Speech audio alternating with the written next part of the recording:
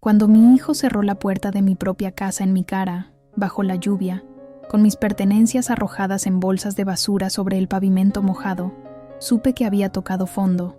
Era medianoche en Guadalajara. El agua fría me calaba hasta los huesos mientras miraba las ventanas de lo que había sido mi hogar durante 35 años. Las luces se apagaron una por una, como si borraran mi existencia. Mi nuera corrió las cortinas con un gesto brusco, y pude ver su sonrisa de satisfacción antes de que la tela ocultara su rostro. Había ganado. Mis manos temblaban, no solo por el frío, temblaban por la traición, por la humillación, por el dolor de entender que el hijo que parí, que crié, que alimenté con mi propio cuerpo cuando no teníamos ni para tortillas, me había echado a la calle como si fuera basura. «Mamá, ya no hay espacio para ti aquí», me había dicho esa tarde, sin mirarme a los ojos. «Carla está embarazada y necesitamos tu cuarto para el bebé».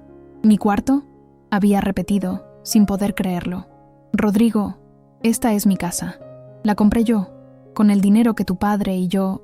«Era tu casa», me interrumpió Carla, con esa voz dulce que usaba solo cuando había testigos. «Ahora está a nombre de Rodrigo. ¿Ya lo olvidaste? Tú misma firmaste los papeles hace 2 años». Y era verdad. Había firmado. Me habían convencido de que era lo mejor, que así evitaríamos problemas fiscales, que de todos modos yo siempre tendría mi lugar, que ellos me cuidarían. Qué tonta fui. Qué increíblemente tonta. Ahora estaba aquí, a mis 62 años, con 3 bolsas de basura conteniendo mi vida entera, bajo la lluvia, sin saber a dónde ir. Mi hermana Luz había dejado de contestarme las llamadas desde que le presté dinero que nunca me devolvió. Mis amigas. ¿Qué amigas? Las había perdido todas al dedicarme exclusivamente a mi familia. Me sequé las lágrimas mezcladas con lluvia y comencé a caminar. No tenía plan. Solo ponía un pie delante del otro, arrastrando las bolsas por las calles vacías del barrio donde había visto crecer a mis hijos, donde había sido feliz, donde había construido una vida que ahora se había desmoronado como un castillo de arena. El viento helado me cortaba la cara. Mis zapatos, viejos y gastados, dejaban entrar el agua. En una de las bolsas estaba mi álbum de fotos, probablemente arruinándose con la humedad. En otra, mi ropa de invierno y la manta tejida que mi madre me había dado antes de morir. En la tercera, algunos platos, un crucifijo y la fotografía de mi boda con Alberto, mi esposo, muerto hacía 6 años de un infarto mientras trabajaba doble turno para pagar la universidad de Rodrigo. ¿Cuánto había caminado? 1 hora, 2. Mis piernas ya no respondían bien. El dolor en mi espalda era insoportable. Me senté en la banqueta de una tienda cerrada, bajo un pequeño toldo que me protegía a medias de la lluvia. Cerré los ojos y por primera vez en toda la noche, realmente lloré. Lloré por todo lo que había perdido. Lloré por la ingratitud. Lloré por mi soledad. «Disculpe, señora». Abrí los ojos sobresaltada. Un hombre de unos 40 años, con un paraguas negro, me miraba con preocupación. Vestía saco y pantalón oscuro, como si viniera de trabajar tarde. Tenía el rostro amable, marcado por arrugas que parecían más de risa que de sufrimiento. «¿Se encuentra bien?», preguntó. «Sí», mentí, limpiándome la cara. «Solo estoy descansando». Él miró las bolsas de basura, mi ropa empapada, mis ojos hinchados. No dijo nada por un momento. Luego se agachó a mi altura y me miró directo a los ojos. «Señora, esta noche lo ha perdido todo», dijo con voz suave pero firme. «Pero le prometo algo. Usted todavía tiene su dignidad, y eso nadie se lo puede quitar». Me quedé sin palabras. Ese desconocido, en medio de la noche, en medio de la lluvia, me había visto realmente. No con lástima, con respeto. «Venga conmigo», dijo, extendiendo su mano. «Conozco un lugar donde puede pasar la noche. Mañana todo se verá diferente. Y por alguna razón que aún no comprendo». Le creí. Tomé su mano y me levanté. Las 5 palabras que dijo al ayudarme a ponerme de pie fueron simples, pero contenían una verdad que yo había olvidado durante años de sacrificio y entrega ciega. «Usted merece algo mejor. Mi nombre es Guadalupe Méndez Ramírez, pero todos me llaman Lupita. Nací en un pequeño pueblo de Michoacán, donde las casas eran de adobe y las calles de tierra. Mi padre trabajaba en el campo y mi madre vendía tamales en el mercado. Éramos pobres, pero éramos felices. O al menos eso creía yo cuando era niña. A los 18 años conocí a Alberto en una feria del pueblo. Él trabajaba en Guadalajara, en una fábrica de zapatos, y había vuelto a visitar a su familia. Era guapo, trabajador y soñador. Me prometió una vida mejor en la ciudad, una casa propia, hijos que estudiarían en la universidad. Me casé con él 3 meses después. Los primeros años fueron duros. Vivíamos en un cuarto de vecindad, compartiendo baño con otras 5 familias. Alberto trabajaba de sol a sol, y yo hacía limpieza en casas de ricos para ayudar con los gastos. Cuando nació Rodrigo, mi primer hijo, juré que él tendría todo lo que yo no tuve. Que estudiaría, que sería alguien, que nunca le faltaría comida ni cariño. 4 años después llegó Daniela, mi hija.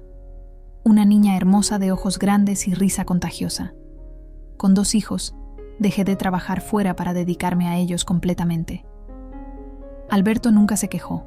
Trabajaba turnos dobles, a veces triples, para que pudiéramos mudarnos a una casa mejor. Y lo logramos. Cuando Rodrigo tenía 8 años, compramos una casita en una colonia modesta pero digna.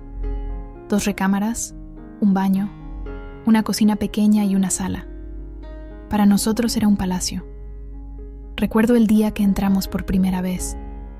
Alberto me cargó en brazos, como en las películas, y los niños corrieron por toda la casa gritando de alegría. «Es nuestra, Lupita», me dijo Alberto esa noche. «Nadie nos la va a quitar». Qué irónico que ahora, tantos años después, fueran sus propios hijos quienes me quitaran ese hogar. Durante los siguientes años, mi vida giró completamente alrededor de mi familia. Me levantaba a las 5 de la mañana para preparar el desayuno. Llevaba a los niños a la escuela. Limpiaba, cocinaba, lavaba a mano porque no teníamos lavadora. Ayudaba con las tareas. Asistía a todas las juntas escolares. Cosía su ropa cuando se rompía. Estiraba cada peso como si fuera de chicle. Cuando Rodrigo terminó la preparatoria con buenas calificaciones, Alberto y yo tomamos una decisión. Haríamos lo imposible para que estudiara en la universidad. Él quería ser ingeniero. Vendimos nuestro viejo coche. Yo volví a trabajar haciendo quesadillas que vendía en la esquina. Alberto consiguió un tercer trabajo los fines de semana. Valió la pena. Rodrigo entró a la Universidad de Guadalajara. Fue el orgullo de la familia. El primero en ir a la universidad. Durante 4 años nos sacrificamos. Daniela, mi hija, no se quejó cuando le dijimos que ella tendría que esperar para estudiar, que primero era su hermano porque él había entrado primero.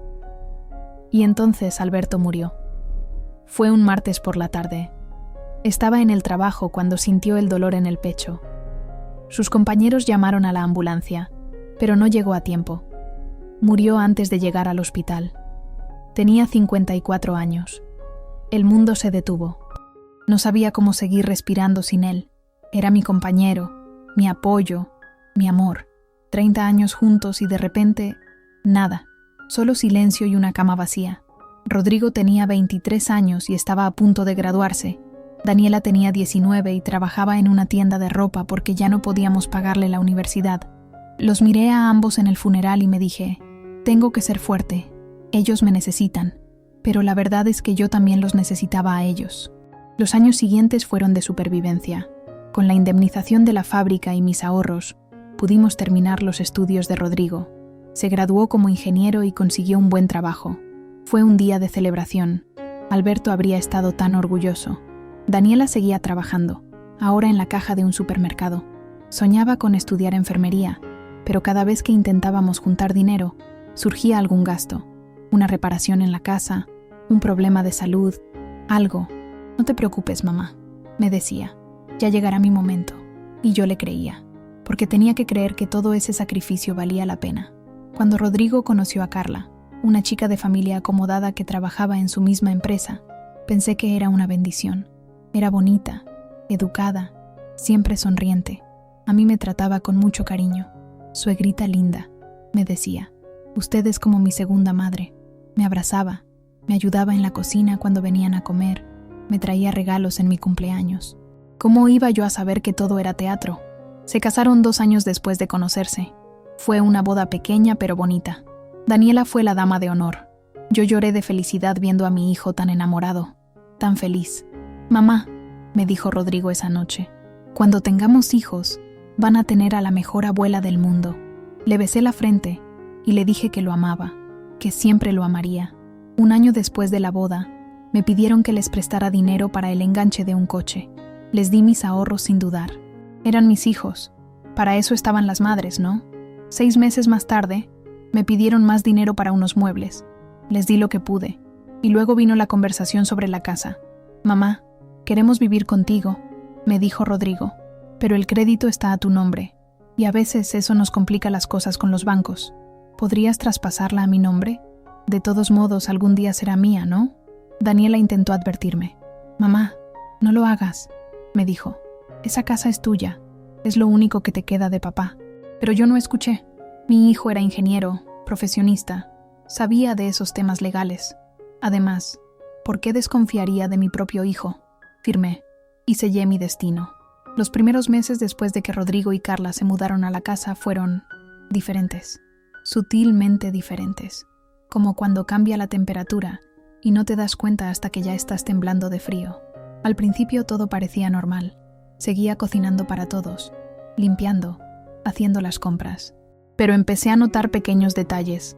Carla reorganizó toda la cocina sin preguntarme. «Es que así es más práctico, suegrita», me dijo con esa sonrisa perfecta. «¿No le parece?». Cambió las cortinas de la sala, las que yo había cosido a mano, con tela que Alberto y yo habíamos escogido juntos en el mercado. «Es que estaban muy viejitas, suegrita. Estas son más modernas». Pintó las paredes de colores que yo nunca habría elegido. Tiró muebles que para mí tenían valor sentimental, pero que ella consideraba demasiado anticuados. Cada cambio venía acompañado de una explicación dulce, de una sonrisa, de un «es por el bien de todos». Y yo callaba, porque no quería ser la suegra tóxica, la suegra problemática. No quería que mi hijo tuviera que elegir entre su esposa y su madre. Pero las cosas fueron empeorando. Un día llegó mi hermana Luz a visitarme sin avisar. Hacía meses que no la veía. Cuando abrí la puerta, Carla apareció detrás de mí. «¿Quién es?», preguntó, aunque ya la había visto antes. «Mi hermana Luz». «Ah», su tono cambió. «Rodrigo y yo íbamos a salir. Preferimos no tener visitas hoy».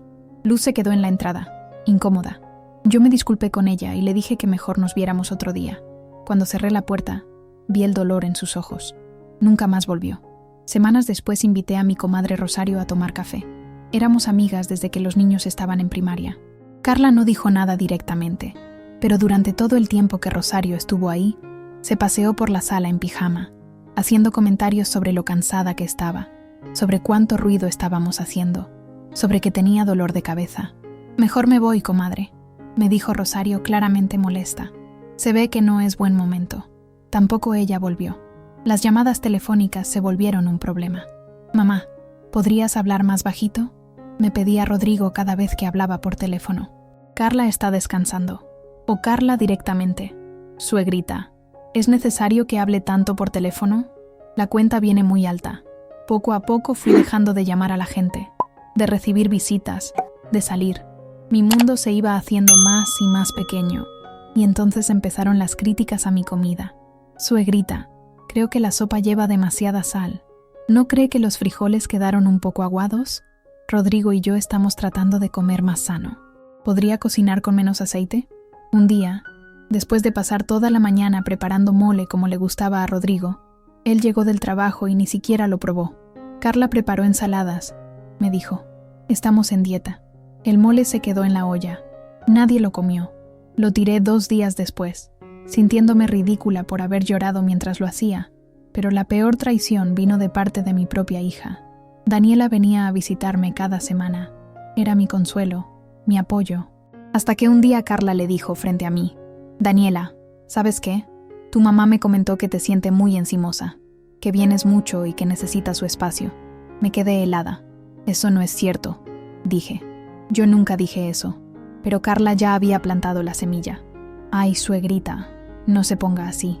Solo estoy repitiendo lo que usted misma me dijo la semana pasada». ¿Ya se le olvidó? Daniela me miró con lágrimas en los ojos. «¿Es verdad, mamá?». «No, hija, yo nunca…». ¿Entonces Carla miente? Estaba atrapada. Si decía que sí, causaría problemas entre mi hijo y su esposa. Si decía que no, perdería la confianza de mi hija. Tal vez lo malinterpretó. Dije finalmente, odiándome por ser tan cobarde. Daniela salió de la casa sin despedirse. Sus visitas se espaciaron.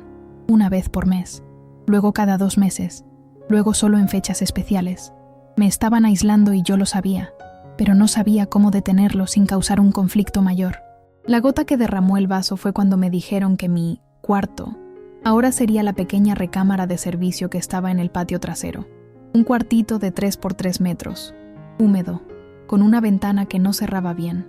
«Es temporal, mamá», me dijo Rodrigo. «Solo mientras remodelamos tu recámara. Van a cambiar el piso y pintar». Pasaron 3 meses. La remodelación nunca llegó. En cambio, convirtieron mi recámara en un estudio para Rodrigo. «Necesito un espacio para trabajar desde casa», me explicó, sin mirarme a los ojos. El cuartito húmedo se volvió mi mundo. Mi cama apenas cabía. No tenía closet, solo unos clavos en la pared donde colgaba mi ropa. En invierno hacía un frío terrible. En verano, el calor era insoportable. Una noche escuché a Carla hablando por teléfono con su madre. «No, mamá, ya casi. Solo falta dar el último empujón. Ya está viviendo prácticamente como sirvienta. Ahora solo necesitamos que se vaya por completo y la casa será toda nuestra». Me tapé la boca para no gritar. Me metí bajo las cobijas aunque hacía calor. Y lloré en silencio, mordiéndome la mano para que no me escucharan. Mi hijo, mi Rodrigo, el bebé que amamanté, que cuidé cuando tuvo neumonía a los 5 años sin dormir durante 3 noches, al que le enseñé a andar en bicicleta, al que sostuve cuando lloró en el funeral de su padre. Él lo sabía. Él estaba de acuerdo. Y yo, tonta de mí, todavía pensaba que las cosas mejorarían, que era solo una mala racha, que el amor de madre y hijo era más fuerte que cualquier cosa. Qué equivocada estaba. Cuando Rodrigo tenía 5 años, enfermó de neumonía. Era invierno y no teníamos dinero para el calentador. La fiebre le subió tanto que empezó a convulsionar en mis brazos. Alberto estaba trabajando y no teníamos teléfono. Salí corriendo con Rodrigo envuelto en cobijas, descalza, bajo la lluvia, hasta la clínica del Seguro Social que estaba a 10 cuadras. Grité en la entrada hasta que alguien salió. Un doctor joven me miró y de inmediato llamó a las enfermeras. «Su hijo está muy grave, señora». Se lo llevaron. Yo me quedé en la sala de espera, mojada, temblando, rezando cada oración que conocía. Alberto llegó corriendo 2 horas después. Alguien le había avisado en la fábrica. «¿Dónde está mi hijo? Esperamos juntos». Al amanecer el doctor salió. «Su hijo va a vivir». Pero fue por muy poco. Si hubiera tardado media hora más. No terminó la frase. No hacía falta. Durante una semana dormí en el hospital, en una silla al lado de su cama, sosteniéndole la mano. Cuando abrió los ojos y me dijo, «Mamá», sentí que podía respirar de nuevo. «Te amo, mijo», le susurré, «y siempre voy a cuidarte». Ahora, acostada en ese cuartito húmedo, me preguntaba si él recordaba esa noche, si recordaba cómo había corrido por las calles con él en brazos, sin importarme nada más que salvarlo. Recordé cuando tenía 8 años y unos niños en la escuela lo molestaban porque sus zapatos estaban rotos. Llegó llorando a casa. Esa noche cosí sus zapatos lo mejor que pude y los pinté con marcador negro para que se vieran nuevos. «Mañana no te van a molestar», le prometí, y cumplí. Al día siguiente fui a la escuela y hablé con los padres de esos niños. No grité, no amenacé. Solo les expliqué la situación con dignidad. Los niños dejaron de molestarlo.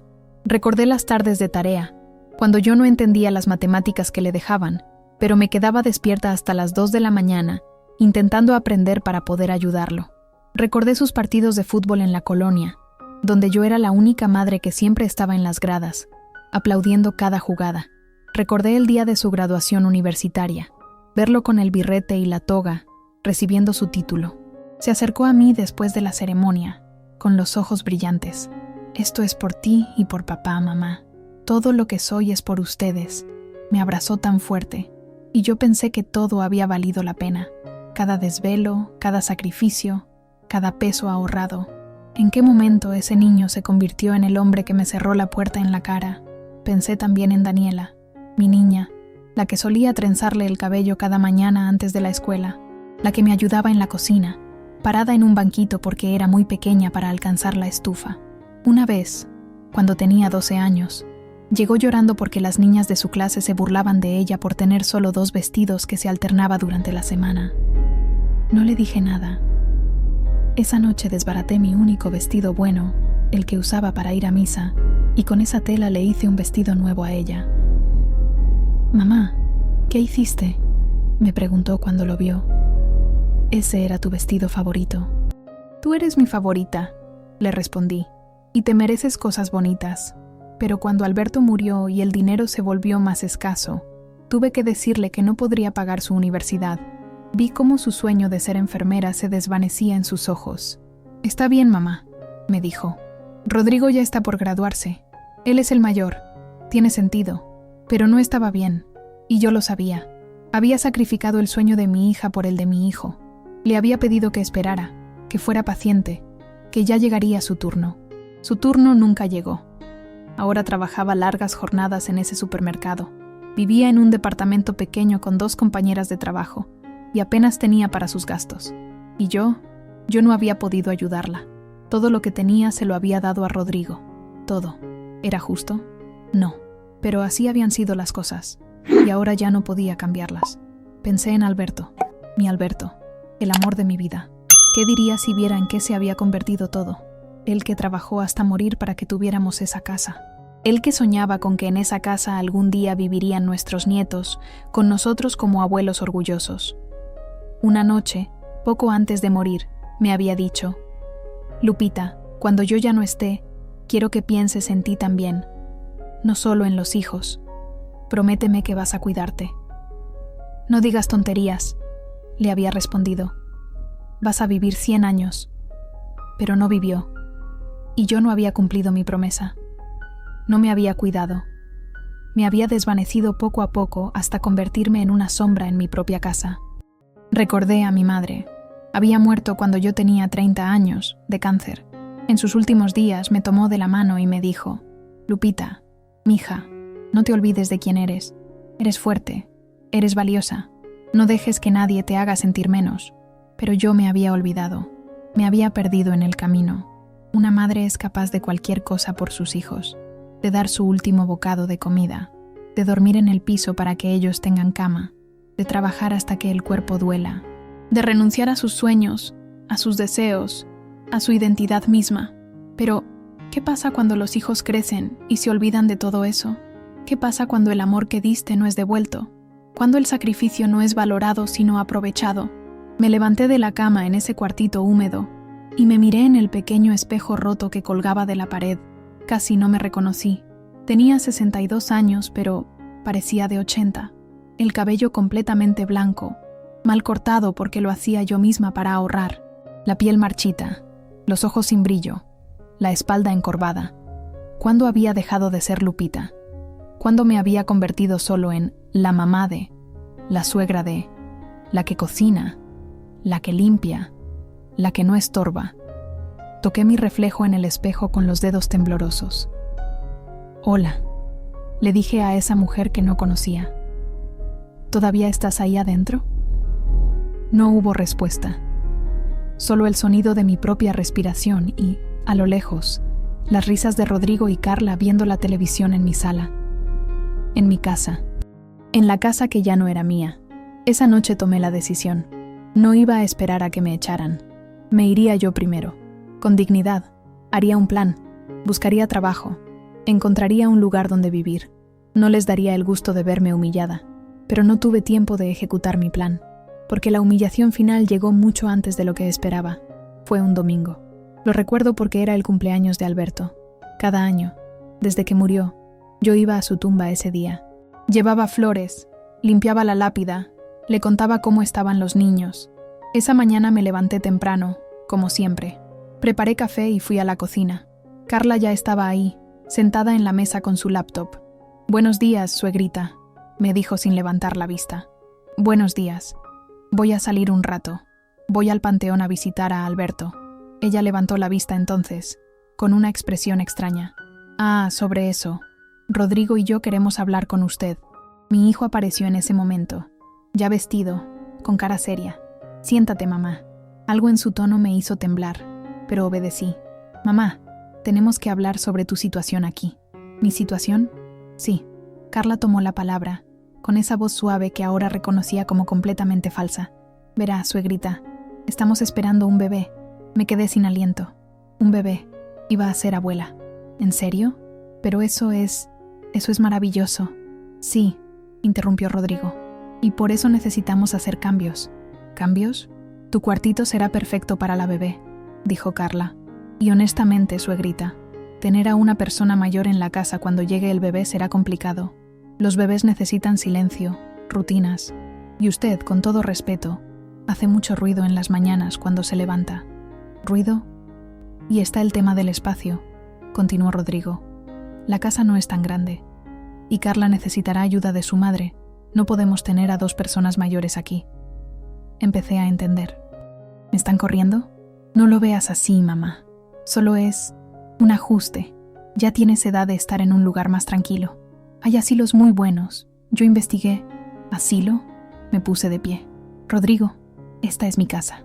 Era tu casa, corrigió Carla. Ahora es nuestra. Está a nuestro nombre, ¿recuerdas? Pero ustedes me prometieron. Dijeron que siempre tendría mi lugar aquí. Las cosas cambian, mamá, dijo Rodrigo, sin emoción en la voz. Tienes que entender. Somos una familia ahora. Carla, yo y nuestra hija. No podemos estar pensando en mantener a otras personas. ¿Otras personas? Sentí como si me hubieran golpeado. Soy tu madre. Por eso mismo, intervino Carla. Por respeto a usted, le estamos dando tiempo de buscar algo. Digamos, 2 semanas. ¿2 semanas? No tengo dinero. No tengo trabajo. No tengo a dónde ir. Eso no es nuestro problema, mamá, dijo Rodrigo. Ya eres adulta. Tienes que resolver tu vida. Rodrigo, las lágrimas empezaron a correr por mi cara. Soy tu madre. Te di todo. Todo. Trabajé hasta enfermarme para que pudieras estudiar. Tu padre murió trabajando para pagar tu universidad. Vendí lo poco que teníamos para que tú pudieras ser ingeniero. ¿Y así me pagas?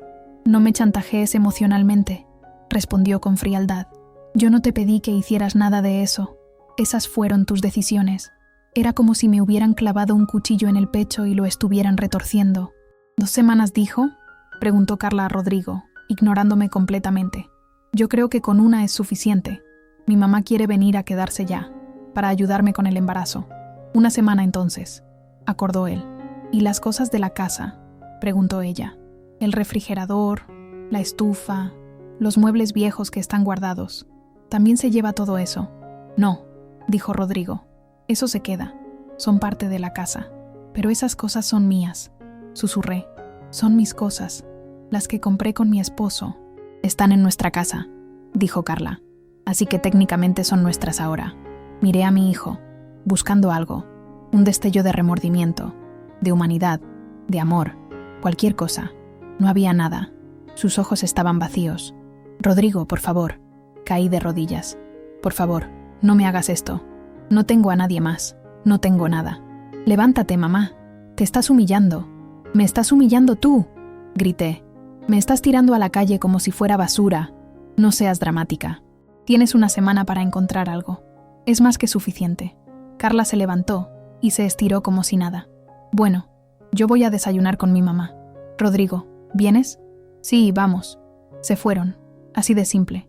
Me dejaron arrodillada en la cocina, llorando, y se fueron a desayunar. No fui al panteón ese día.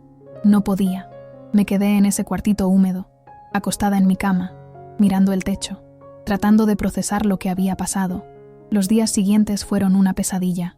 Cada mañana Carla me recordaba cuántos días me quedaban. 6 días, suegrita. 5 días. 4 días. ¿Ya encontró algo? Llamé a mi hermana Luz. No contestó. Le dejé mensaje. Nada. Llamé a mi comadre Rosario. Me dijo que lo sentía mucho, pero que su casa era muy pequeña, que tenía a su yerno viviendo con ella, que no había espacio. Llamé a Daniela. Mamá, yo vivo con 2 roomies en un departamento de 2 cuartos. Literalmente no hay espacio ni para un colchón en el piso. Pero hija, lo siento, mamá. Ojalá pudiera ayudarte, pero apenas me alcanza para mis cosas. ¿No puedes hablar con Rodrigo? Ya lo hice. Y me dio 1 semana para irme. Hubo un silencio largo. No puedo creerlo, dijo finalmente. Voy a hablar con él. No servirá de nada. Voy a intentarlo. No sé qué le dijo Daniela a su hermano, pero 2 días después, un día antes del plazo, llegó a casa llorando. Me dijo que si me metía en sus asuntos, me dejaría de hablar. me contó, y que si te daba dinero o te dejaba quedar conmigo, él se encargaría de que nunca conociera a su hija, a mi sobrina. Me partió el alma verla llorar. Está bien, mija. Yo voy a estar bien. No te preocupes. Pero no iba a estar bien. Y las dos lo sabíamos. La última noche llegó. No había encontrado nada. No tenía dinero suficiente para un depósito de renta. Los asilos baratos tenían listas de espera. Los refugios estaban llenos. A las 10 de la noche, Rodrigo tocó la puerta de mi cuartito. «Mamá, se acabó el tiempo. Necesito que te vayas ahora». «¿Ahora? Pero es de noche». «Ahora. Carla no puede dormir sabiendo que todavía estás aquí. Le hace daño al bebé. Rodrigo, por favor, dame una noche más. Solo esta noche». «No. Está lloviendo. No es mi problema». Metí mis pocas pertenencias en 3 bolsas de basura. Mi ropa, algunas fotos, un crucifijo, la manta que me tejió mi madre, algunos platos. Cargué las bolsas hasta la puerta principal. Rodrigo me observaba con los brazos cruzados. Carla estaba en la sala, con una sonrisa de satisfacción. «Adiós, suegrita. Cuídese mucho». Abrí la puerta. La lluvia caía con fuerza. «Espera», dijo Carla. «Las llaves». «¿Qué llaves?» «Las de la casa. Dámelas». Con manos temblorosas, saqué las llaves de mi bolsillo. Las llaves de la casa que Alberto y yo habíamos comprado. Las llaves de mi hogar. Se las di, y salí bajo la lluvia. Escuché cómo cerraban la puerta detrás de mí, cómo ponían el seguro. Y me quedé ahí parada, empapándome, sin saber qué hacer, sin saber a dónde ir, sin saber cómo había llegado a este punto. Comencé a caminar. El desconocido que me encontró bajo la lluvia se llamaba Leonardo García. Me llevó a un pequeño hotel modesto pero limpio, a 3 calles de donde me había derrumbado. «Aquí puede quedarse esta noche», me dijo, pagando la habitación con su propia tarjeta. «Sin compromisos. Descanse. Mañana piense con claridad». «No puedo aceptar esto», le dije. «No lo conozco. No sé cómo pagarle. No me debe nada, señora». Me miró a los ojos. «Solo le pido que mañana por la mañana se mire al espejo y se pregunte, ¿quién soy realmente? No quién han dicho que eres, sino quién eres tú». Me dejó su número de teléfono en un papel y se fue. Esa noche no dormí. Me di un baño caliente. Me puse mi pijama limpia y me senté en la cama mirando las paredes blancas de ese cuarto de hotel. Las palabras de Leonardo resonaban en mi cabeza. ¿Quién eres realmente? Toda mi vida había sido definida por otros. La hija de, la esposa de, la madre de, la suegra de. ¿Pero quién era Guadalupe? ¿Lupita? ¿La mujer debajo de todos esos roles? Cerré los ojos y traté de recordar. Recordar quién era antes de casarme, antes de tener hijos, antes de perderme en el sacrificio. Recordé a la niña que corría descalza por el pueblo, que soñaba con viajar a la playa aunque nunca había visto el mar. Recordé a la adolescente que escribía poemas en un cuaderno escondido, que quería ser maestra, que amaba leer bajo los árboles. ¿Dónde había quedado esa Lupita? Me levanté y me paré frente al espejo del baño, como Leonardo me había pedido. Era difícil mirarme, ver las arrugas, las manchas de la edad, el cansancio. Pero también vi otra cosa. Vi a una mujer que había sobrevivido, que había criado 2 hijos, que había trabajado sin descanso, que había amado profundamente, que había dado todo. No era poca cosa. «Hola», le dije a mi reflejo, como había hecho aquella noche en el cuartito húmedo. Esta vez espero una respuesta. Y algo dentro de mí respondió. Una chispa pequeña pero real. «Todavía estoy aquí». Me quedé mirándome por largo rato, y lentamente empecé a sentir algo que no había sentido en años. Rabia, no tristeza, no autocompasión, rabia pura, rabia contra Rodrigo, contra Carla, contra mí misma por haberme dejado usar, por haber sacrificado todo sin guardar nada para mí, por haber confundido amor con autodestrucción, pero también sentí algo más profundo, determinación. No iba a terminar así. No iba a ser la víctima de esta historia. No iba a dejar que me definieran por lo que me habían quitado. A la mañana siguiente, llamé a Leonardo. «Necesito ayuda», le dije. «Pero no de caridad. Necesito trabajo. Necesito reconstruir mi vida. ¿Puede ayudarme con eso?» Hubo una pausa, y luego una risa suave. «Señora Lupita, yo esperaba que me llamara». «Sí, puedo ayudarla. Pero primero déjeme contarle quién soy y por qué la ayudé anoche». Nos encontramos en una cafetería. Leonardo me explicó que era trabajador social en un centro de apoyo para personas en situación de vulnerabilidad. Había salido tarde del trabajo y me había encontrado por casualidad. Pero no fue casualidad realmente, me dijo. Yo estaba donde usted está hace 15 años. Mi propia familia me dio la espalda.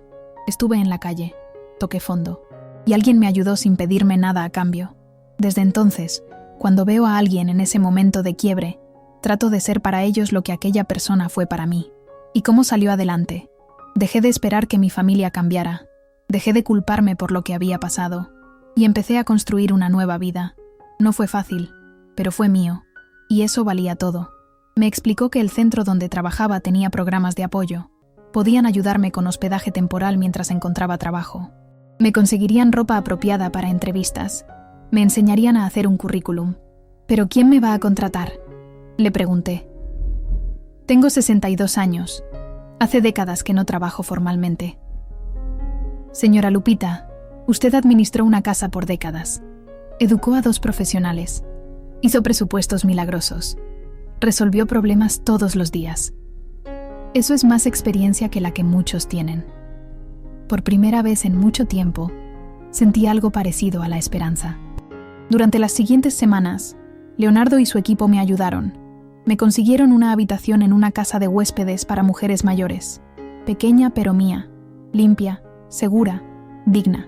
Aprendí a usar una computadora en las clases gratuitas del centro comunitario. Hice mi primer currículum. Me corté el cabello en una peluquería que donaba servicios una vez al mes. Y empecé a buscar trabajo. Las primeras entrevistas fueron desastrosas. Estaba nerviosa. Me sentía invisible. Veía en los ojos de los entrevistadores el mismo desprecio que había visto en los ojos de Carla.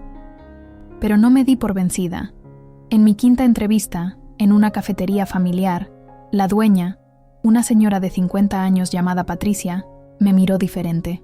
¿Sabe hacer café de olla? Sí, señora. ¿Tamales? Los mejores de Guadalajara, dije con una seguridad que me sorprendió. Ella sonrió. Está contratada. Empieza el lunes. Lloré de camino a casa, pero esta vez eran lágrimas diferentes. No de dolor, de alivio, de dignidad recuperada. El trabajo era duro. 6 de la mañana a 2 de la tarde, 6 días a la semana. Atender clientes, cocinar, limpiar. Mis piernas me dolían. Mi espalda protestaba, pero estaba trabajando. Estaba ganando mi propio dinero. Y más importante, estaba conociendo gente. Doña Patricia era amable. Las otras empleadas me trataban con respeto. Los clientes regulares empezaron a saludarme por mi nombre. Estaba reconstruyendo una vida que era mía. Pasaron 3 meses. Cada día me sentía un poco más fuerte, un poco más yo. Y entonces pasó algo inesperado. Leonardo me llamó un día. Señora Lupita, necesito que venga al centro. Hay algo que debe ver. Fui inmediatamente. Me llevó a una oficina y me mostró una computadora. ¿Recuerda que me dijo que su esposo murió trabajando? Sí. ¿En qué fábrica trabajaba? En Calzado Morales. ¿Por qué? Leonardo tecleó algo y apareció un documento legal en la pantalla. Porque esa fábrica cerró hace 2 años. Y cuando cerró, había un fondo de indemnizaciones pendientes que nunca se reclamaron. Su esposo tenía 25 años trabajando ahí. Eso significa que su familia, como beneficiaria, tiene derecho a una suma considerable. Me quedé sin palabras. ¿Cuánto? Según esto, casi $500,000 de pesos. El mundo se detuvo. ¿$500,000? Sí, nunca se reclamó. Rodrigo, como hijo mayor, habría sido el beneficiario principal después de usted. Pero él nunca lo supo o nunca lo investigó. ¿Y yo puedo reclamarlo? Usted es la viuda. Es legalmente suya. $500,000 de pesos. Era más dinero del que había visto en toda mi vida. Pero más que el dinero, era lo que representaba. Una oportunidad. Una segunda oportunidad de hacer las cosas bien. ¿Qué tengo que hacer?, pregunté. Juntar algunos documentos. Va a tomar un par de meses. Pero el dinero es suyo. Salí del centro flotando. Por primera vez en años, sentía que el universo no estaba completamente en mi contra. Y entonces, caminando por la calle, lo vi. Un letrero. Se vende casa. Era pequeña, vieja. Necesitaba reparaciones. Pero estaba ahí esperando. Entré a la inmobiliaria. ¿Cuánto cuesta?, pregunté. El agente me dio el precio. Era exactamente lo que iba a recibir de la indemnización. Era una señal. Tenía que serlo. Quiero comprarla, dije. ¿Puedo apartarla con un adelanto? 2 semanas después, firmé un acuerdo. La casa sería mía en cuanto recibiese el dinero. Una casa propia, a mi nombre, solo mío. Nadie podría quitármela. Estaba renaciendo, y esta vez sería bajo mis propias reglas. Mientras esperaba el proceso de la indemnización, algo más sucedió, algo que cambió todo otra vez. Una tarde, después de mi turno en la cafetería, una mujer elegante de unos 50 años se acercó a mí. ¿Usted es Guadalupe Méndez? Sí. ¿La conozco? No, pero yo conozco su historia. Me llamo Beatriz Fuentes. Soy abogada. Me invitó a sentarme. Pidió 2 cafés. Señora Lupita, trabajo en casos de fraude familiar y abuso patrimonial. Su caso llegó a mí a través de Leonardo García, quien pidió mi opinión legal sobre su situación. No entiendo. Su casa, la que era suya, y ahora está a nombre de su hijo. Déjeme preguntarle, cuando firmó el traspaso, ¿había un notario presente? Sí, firmamos en una notaría. ¿Leyó el documento completo antes de firmar? Dudé. Rodrigo me explicó que era solo un traspaso normal. Él dijo que la casa seguiría siendo mía, solo que a su nombre por cuestiones fiscales. ¿Y eso está por escrito en algún lugar? Él me lo prometió. Beatriz suspiró. Señora, me temo que la engañaron, pero hay algo más que necesita saber. Sacó una carpeta de su bolsa. Leonardo me pidió que investigara, y encontré esto. Me mostró documentos. Eran estados de cuenta bancarios. Su hijo Rodrigo solicitó un crédito hace 2 años, usando la casa como garantía. Un crédito grande. ¿Un crédito? ¿Para qué? Según la investigación, él y su esposa querían comprar un departamento en una zona exclusiva de la ciudad para invertir. Pero el negocio salió mal. Perdieron el dinero. Y ahora deben ese crédito. ¿Cuánto deben? Casi 3 millones de pesos. Me quedé helada. Y aquí está lo interesante, continuó Beatriz. Si no pagan, el banco puede embargar la casa. Su casa. La que ellos pusieron como garantía sin su conocimiento. ¿Pueden hacer eso? Ellos ya lo hicieron. Y es completamente ilegal porque cuando usted firmó el traspaso, había una cláusula de usufructo vitalicio. Pequeña, en letra diminuta, pero está ahí. Esa cláusula dice que aunque la casa esté a nombre de Rodrigo, usted tiene derecho a vivir ahí hasta su muerte. ¿Qué? El notario la incluyó como protección legal estándar. Es probable que ni Rodrigo ni su esposa la hayan leído. O el notario les explicó y decidieron ignorarla porque pensaban que nunca la haría valer. Entonces, ¿todavía tengo derechos sobre esa casa? Más que derechos. Tiene un caso legal muy fuerte. Ellos la sacaron de una propiedad donde usted tenía usufructo vitalicio. Eso es ilegal. Y usaron esa propiedad como garantía de un crédito sin su consentimiento, siendo usted usufructuaria. Eso es fraude. No podía procesar lo que estaba escuchando. Además, añadió Beatriz, hay más. Investigué el patrimonio de su esposo fallecido. Cuando murió, ¿recibió usted algún beneficio aparte de la indemnización básica? Solo lo mínimo. Rodrigo se encargó de todos los trámites porque yo no entendía de esos temas. Exacto. Y ahí está el problema. Su esposo tenía un seguro de vida que su hijo cobró, a su nombre, como beneficiario. Pero según la ley, la mitad de ese dinero le correspondía a usted como viuda. ¿Cuánto dinero? 200,000 pesos. Sentí que la cabeza me daba vueltas. ¿Mi hijo me robó? Legalmente sí. Y si decidiera demandar, tiene un caso muy sólido. ¿Demandar a mi propio hijo? Beatriz me tomó la mano. Señora Lupita, entiendo que es difícil. Es su hijo. Pero ese hijo la puso en la calle bajo la lluvia. Ese hijo se quedó con su dinero, su casa, y la trató peor que a un perro. La pregunta no es si él merece que lo demande. La pregunta es, ¿usted merece recuperar lo que es suyo? Me quedé en silencio. Lágrimas rodaban por mis mejillas. No quiero venganza, dije finalmente. Solo quiero justicia. Quiero que sepa que lo que hizo estuvo mal. Entonces déjeme ayudarla, sin costo. Este es el tipo de casos que me apasionan. Abusadores que se aprovechan de sus propios padres. ¿Por qué lo haría gratis? Porque mi madre pasó por algo similar. Y cuando yo tenía 20 años, no tuve los recursos para ayudarla. Murió en un asilo, sola, mientras mi hermano vivía en la casa que habían construido juntos mis padres. Juré que cuando pudiera, ayudaría a mujeres como ella, como usted. Asentí lentamente. ¿Qué tengo que hacer? Primero, juntar toda la documentación. Segundo, prepararnos para la batalla legal. Y tercero, prepararse emocionalmente para lo que viene. porque cuando su hijo descubra que lo está demandando, no va a reaccionar bien. Ya no reacciona bien de todos modos, dije con una risa amarga. Beatriz sonrió. Entonces empecemos. Durante las siguientes semanas trabajamos juntas. Encontramos todos los documentos: el acta de matrimonio, el acta de defunción de Alberto, los papeles del traspaso de la casa, los registros del seguro de vida, todo. Cada pieza de evidencia era otra puñalada de traición.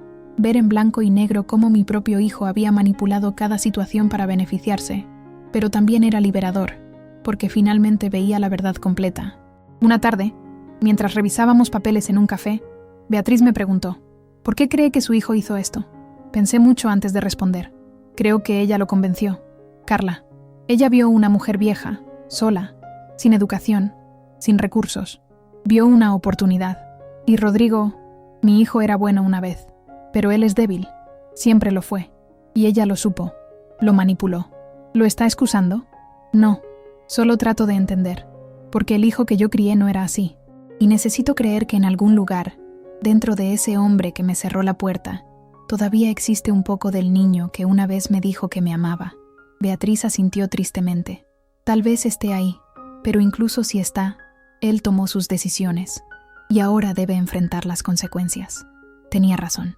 2 meses después, todo estaba listo. La demanda, las pruebas, todo.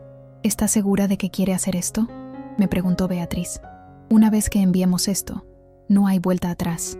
Miré los documentos sobre la mesa. Pensé en Alberto, en mi madre, en todas las mujeres que habían sido usadas y descartadas por sus propias familias. Pensé en mí, en la Lupita que había corrido bajo la lluvia con su hijo enfermo en brazos, en la que había trabajado hasta desfallecer, en la que había dado todo sin pedir nada a cambio.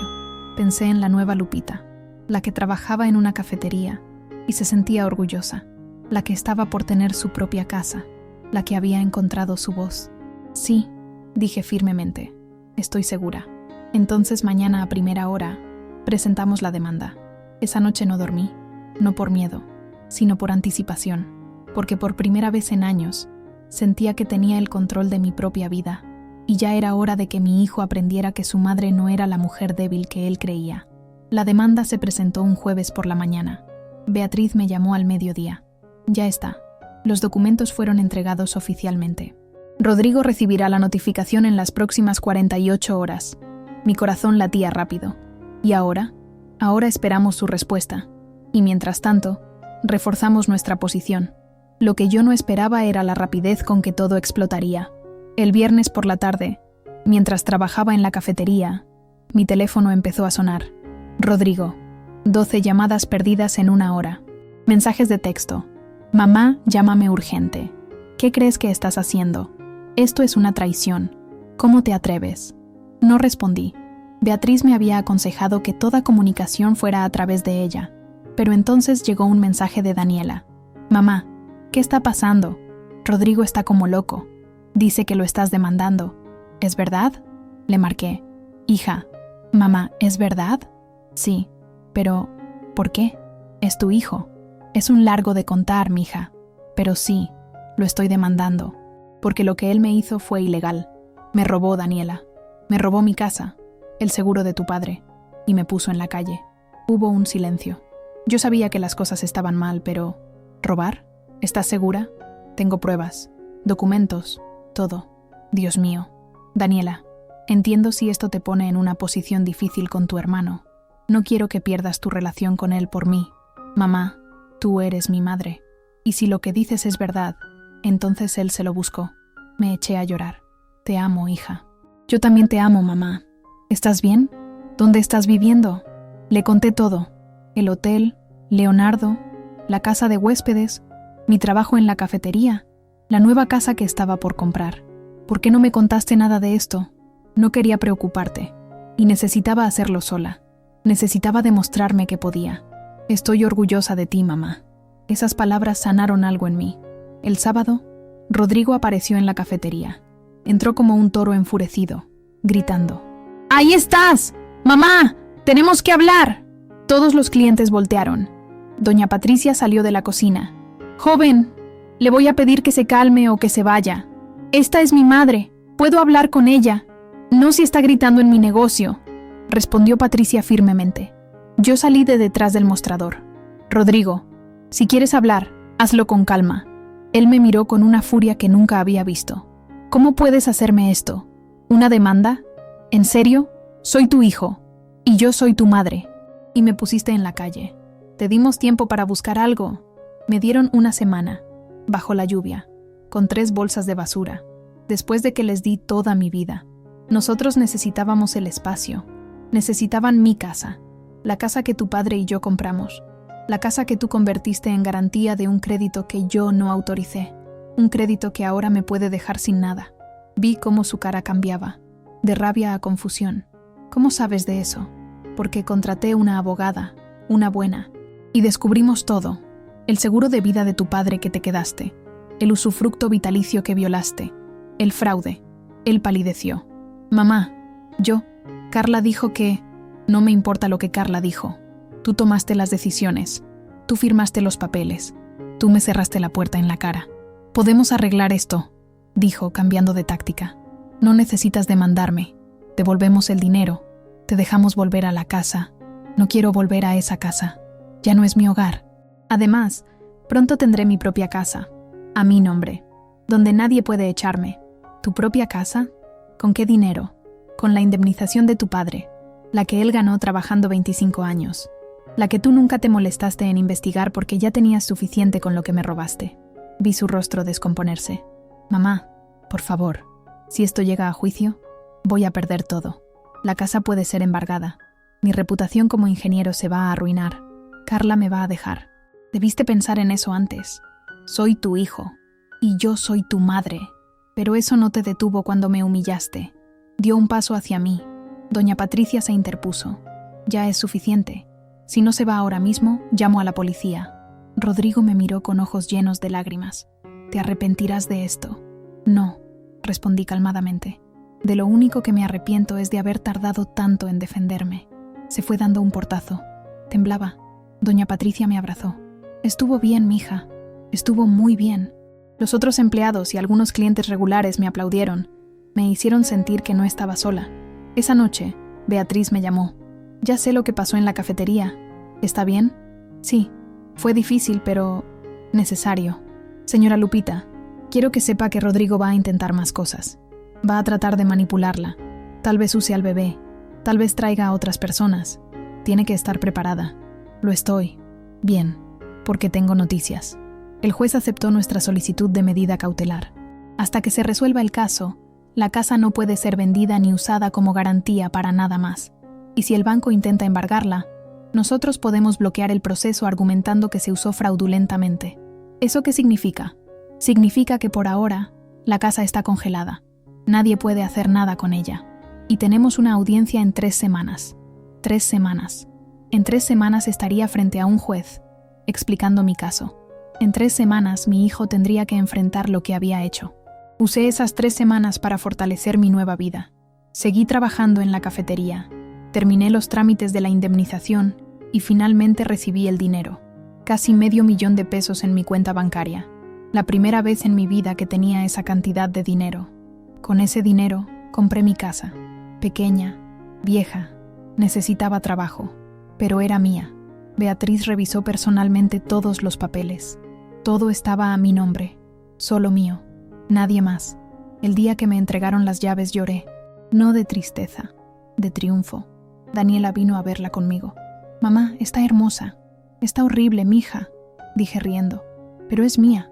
La abracé fuerte. «Y aquí siempre vas a tener un cuarto. Siempre». Ella también lloró. Empecé a limpiarla, a pintarla. Doña Patricia me regaló muebles que tenía guardados. Leonardo y su equipo del centro comunitario vinieron a ayudarme un fin de semana a arreglar el jardín. Estaba construyendo un hogar, de verdad, desde cero, con mis propias manos. Y mientras tanto, me preparaba mentalmente para la audiencia. Beatriz me enseñó qué decir, cómo comportarme, qué esperar. El abogado de Rodrigo va a tratar de pintarla como una madre vengativa. Va a decir que usted malinterpretó las cosas. Va a intentar hacerla ver débil, confundida, senil. ¿Y qué hago? Decir la verdad, calmada pero firmemente. Usted no es débil, no está confundida. Sabe exactamente lo que pasó y tiene las pruebas. Practiqué frente al espejo, practiqué con Leonardo, practiqué con Daniela, y cuando llegó la noche antes de la audiencia, me senté en mi nueva sala, en mi nueva casa, con una taza de té caliente en las manos. Miré alrededor, las paredes que había pintado de amarillo claro, los muebles viejos pero limpios, las plantas en las ventanas, la foto de Alberto en la repisa. Esto era mío, esta paz era mía, esta dignidad era mía, y mañana iba a luchar para que todo el mundo supiera que Guadalupe Méndez Ramírez no era una víctima, era una sobreviviente. Y los sobrevivientes no se rinden. La sala del juzgado estaba fría. Me senté junto a Beatriz, con las manos sudorosas sobre mi regazo. Al otro lado de la sala, Rodrigo y Carla estaban con su abogado, un hombre de traje caro que parecía más preocupado por su reloj que por el caso. Carla lucía un vestido discreto, sin maquillaje exagerado, con el vientre ya notoriamente abultado por el embarazo. Claramente habían asesorado su apariencia para generar simpatía. Rodrigo no me miró ni una vez. Mantenía la vista fija en la mesa, con la mandíbula tensa. Cuando el juez entró, todos nos pusimos de pie. Era un hombre mayor, de aspecto serio pero con ojos amables. Buenos días. Estamos aquí por el caso Méndez contra Méndez Ramírez. Fraude familiar y violación de usufructo vitalicio. El abogado de Rodrigo habló primero. Su señoría, este caso es un claro ejemplo de una mala interpretación de eventos familiares. La señora Guadalupe Méndez, con todo respeto, es una mujer mayor que no comprendió completamente los acuerdos familiares a los que llegó voluntariamente. Beatriz se puso de pie. Objeción. Mi clienta tiene 62 años y está en pleno uso de sus facultades mentales. No es una mujer senil que pueda ser descartada como confundida. Aceptada, dijo el juez. Continúe con hechos, no con suposiciones sobre la capacidad mental de la demandante. El abogado de Rodrigo cambió de estrategia. Muy bien, los hechos son los siguientes. La señora Méndez firmó voluntariamente el traspaso de su casa a nombre de su hijo. No hubo coerción. Ella lo hizo por amor, como acto de confianza familiar. ¿Y el usufructo vitalicio? Interrumpió el juez. Esa cláusula era un tecnicismo legal. Ella decidió por voluntad propia mudarse a otro lugar. ¿Decidió? Beatriz se levantó. Su señoría, tengo testimonios de vecinos que vieron cómo la demandante fue sacada de la casa bajo la lluvia, a medianoche, con sus pertenencias en bolsas de basura. El juez se volteó hacia Rodrigo. ¿Es eso cierto? Rodrigo tartamudeó. Hubo un malentendido. Necesitábamos el espacio para el bebé, y eso justifica violar un usufructo vitalicio legalmente establecido. No sabíamos que existía ese usufructo, intervino Carla súbitamente. Beatriz sonrió. Tengo aquí la copia del documento que firmaron en la notaría, con las firmas del señor Rodrigo Méndez y la señora Carla Rivera. También tengo el testimonio del notario que les explicó punto por punto cada cláusula, incluyendo el usufructo vitalicio. ¿Quiere que lo llamemos como testigo? El abogado de Rodrigo se puso pálido. Eso no será necesario, dijo el juez. Continuemos con los otros cargos. El seguro de vida. Beatriz presentó los documentos. El señor Alberto Méndez, esposo de mi clienta, tenía un seguro de vida de 400,000 pesos.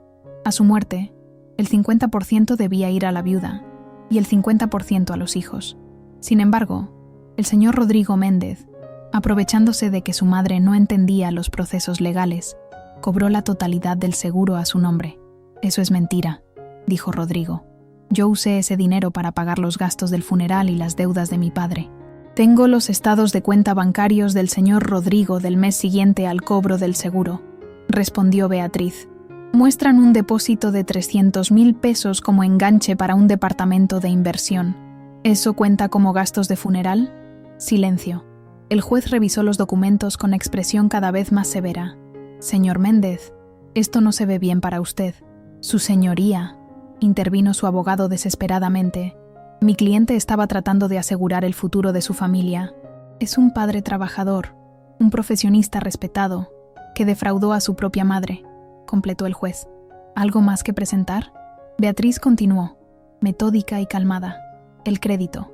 El señor Méndez usó la casa como garantía para un préstamo de 3 millones de pesos sin el consentimiento de mi clienta, quien tenía usufructo vitalicio sobre la propiedad. Esto constituye fraude. No es fraude, explotó Rodrigo. Es mi casa. Está a mi nombre. con un usufructo vitalicio a favor de su madre, repitió el juez, lo que significa que usted no podía usar esa propiedad como garantía sin su autorización expresa. Ella nunca lo habría autorizado. ¡Exacto!, casi gritó Beatriz. Por eso es fraude. Sabía que ella no lo autorizaría y lo hizo a sus espaldas. Rodrigo se hundió en su silla. El juez se quitó los lentes y me miró directamente. Señora Méndez, ¿quisiera decir algo? Beatriz me dio un apretón de mano. Me puse de pie lentamente. Su señoría, yo no busco venganza. Solo busco justicia. Ese hombre es mi hijo. Lo parí. Lo crié. Trabajé hasta enfermarme para que pudiera estudiar. Su padre murió trabajando para pagarle la universidad. Y así me pagó. Mi voz se quebró, pero continué. Me quitó mi casa. Me quitó el dinero de su padre. Me puso en la calle como basura. Me humilló frente a vecinos y familia. Y lo peor es que lo hizo sabiendo lo que hacía. No fue un error. Fue deliberado. Miré a Rodrigo directamente. Él finalmente levantó la vista. Te perdoné tantas cosas, mijo. Perdoné tus groserías. Perdoné cuando dejaste de visitarme. Perdoné cuando dejaste que tu esposa me tratara mal.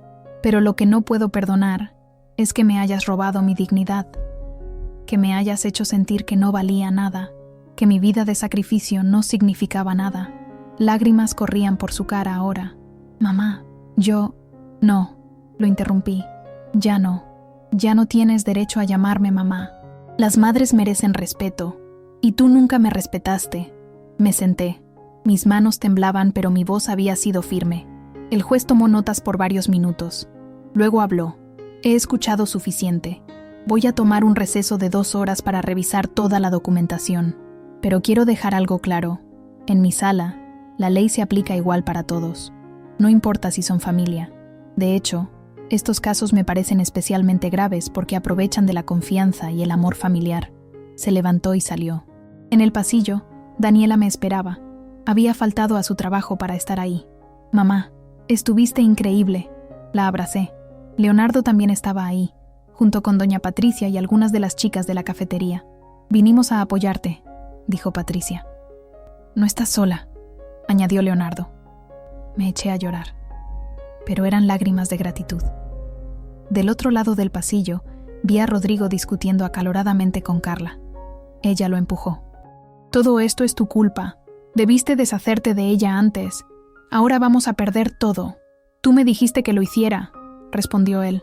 Todo fue idea tuya, pero tú fuiste el idiota que no leyó los papeles. Verlos así, destruyéndose mutuamente, no me dio satisfacción, solo tristeza. 2 horas después, el juez regresó. He revisado toda la documentación, y mi decisión es la siguiente. El silencio era absoluto. Primero, el traspaso de la casa fue legal, pero la violación del usufructo vitalicio no lo fue. Por lo tanto, ordeno que la señora Guadalupe Méndez sea compensada económicamente por los años que no pudo ejercer ese derecho.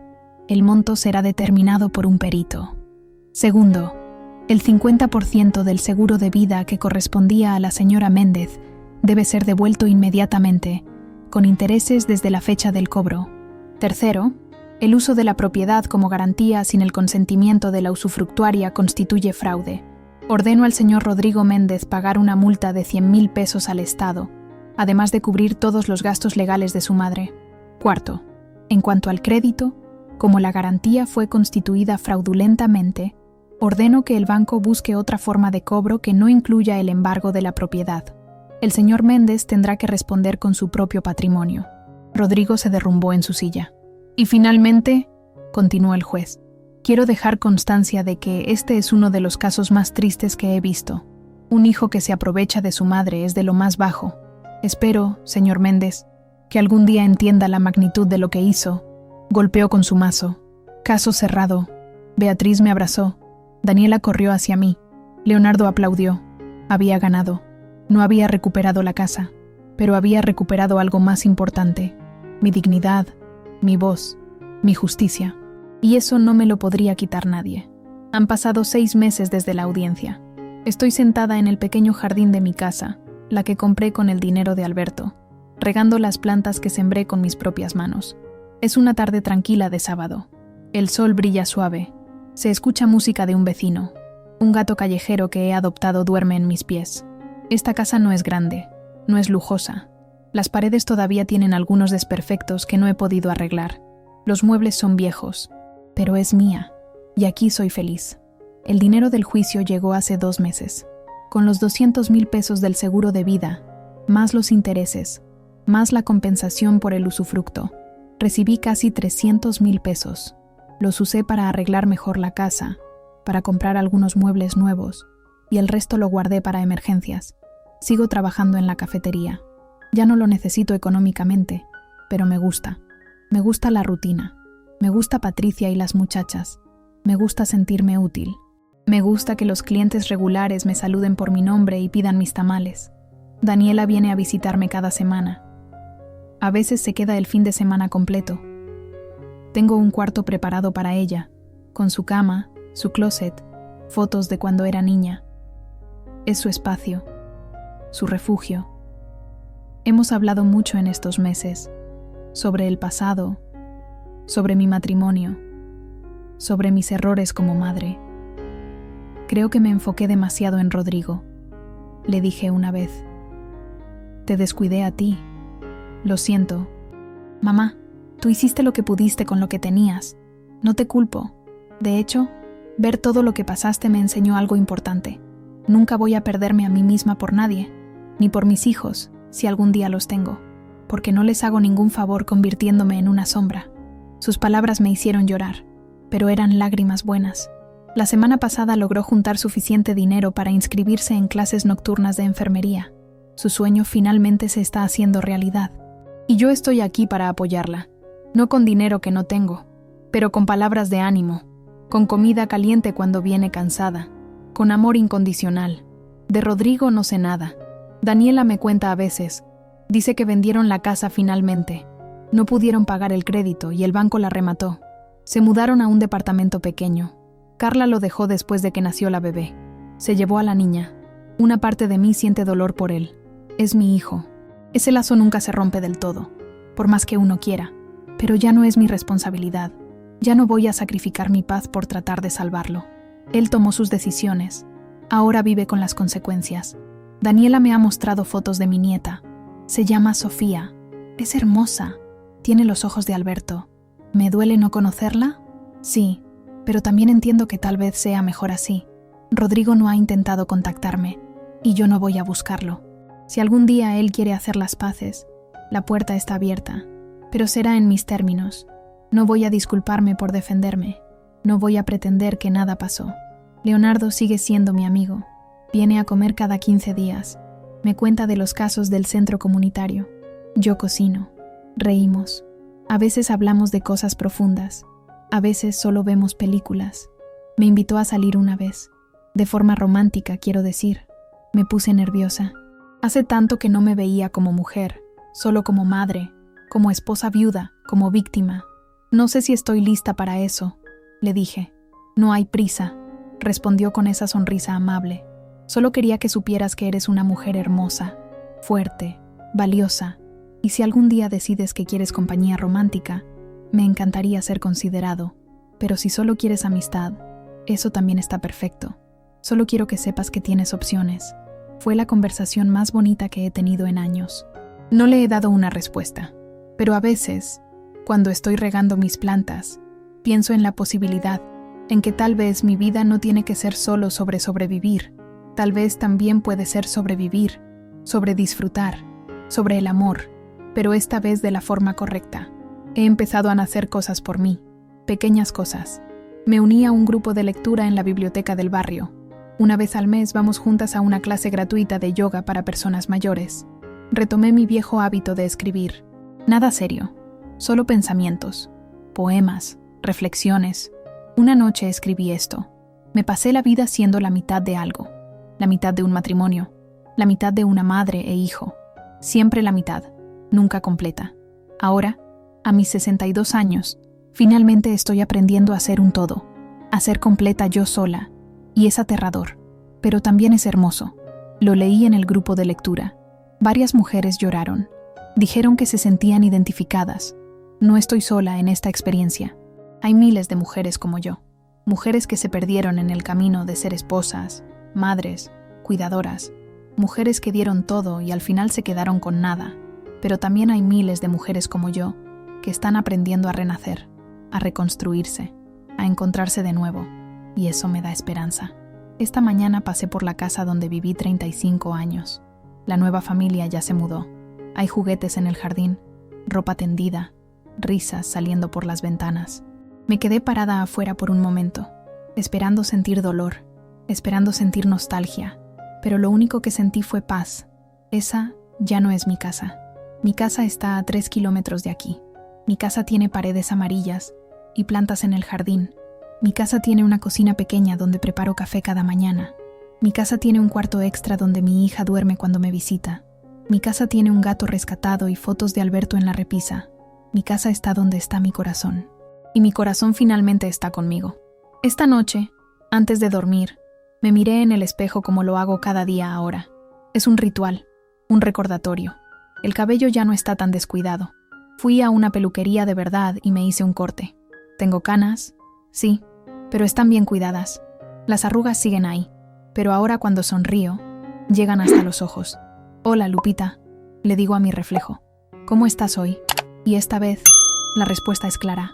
Estoy bien, estoy aquí, estoy completa. No necesité recuperar la casa. No necesité que mi hijo pidiera perdón. No necesité venganza ni justicia absoluta. Lo único que necesitaba era recuperarme a mí misma. Y lo logré. La noche en que lo perdí todo, un desconocido apareció y me dijo 5 palabras que cambiaron mi vida. Usted merece algo mejor. Tenía razón. Merecía algo mejor. Y ahora lo tengo. No porque alguien me lo diera, sino porque yo misma lo construí. Y esta es mi verdad. A veces tienes que perderlo todo para encontrarte a ti mismo. A veces la mayor traición es el inicio de la mayor liberación. A veces las personas que más te deben no te pagarán nunca, pero eso está bien, porque tú no necesitas que te paguen para saber tu valor. Tu valor está en ti, siempre estuvo ahí, solo necesitabas recordarlo. Soy Guadalupe Méndez Ramírez, tengo 62 años, soy madre, soy viuda, soy trabajadora, soy sobreviviente, pero sobre todo, soy yo, y eso es más que suficiente.